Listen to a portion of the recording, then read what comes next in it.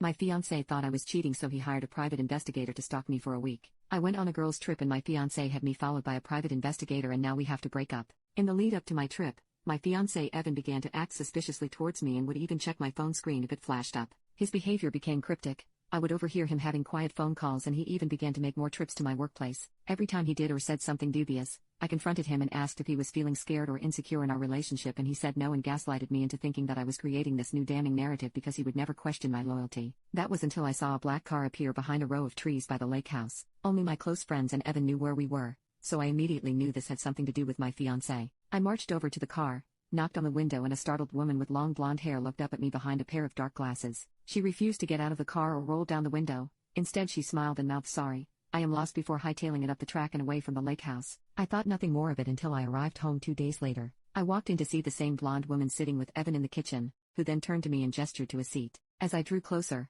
I could see an array of photographs sprinkled across the kitchen table. "Who is this?" Evan pointed to one of the pictures. I laughed and said, "That is the pizza delivery guy." To that he replied, "You two look really close." "Yeah," I said. "He was paying me for the pizza. I don't know the guy." Suddenly Evan shot up in a rage. "Your behavior is unacceptable. Dancing with strange men. Spending so many nights out with your friends. I don't feel like I know you anymore." I watched him pace, and to think, I have been bending over backwards to make you happy and then you go and do this. It's disgusting. I had momentarily forgotten about the blonde woman, so I glanced over and asked Evan who she was. He told me that she was a private investigator, and my brain started to whirl. Evan's investigator stood up, clearly realizing the reality, and excused herself, but I didn't let her go. "No, sit down. When did Evan contact you and why?" I was so mortified and hurt. He must have thought I was having an affair or up to some other wicked scheme. She told me that he suspected that I was being unfaithful and paid her $2,000 to watch me for the week. She produced more pictures, phone records and bank records. I have never cheated on Evan, nor would I. He must be having a premarital breakdown. I defended myself while he questioned me about my male work colleagues,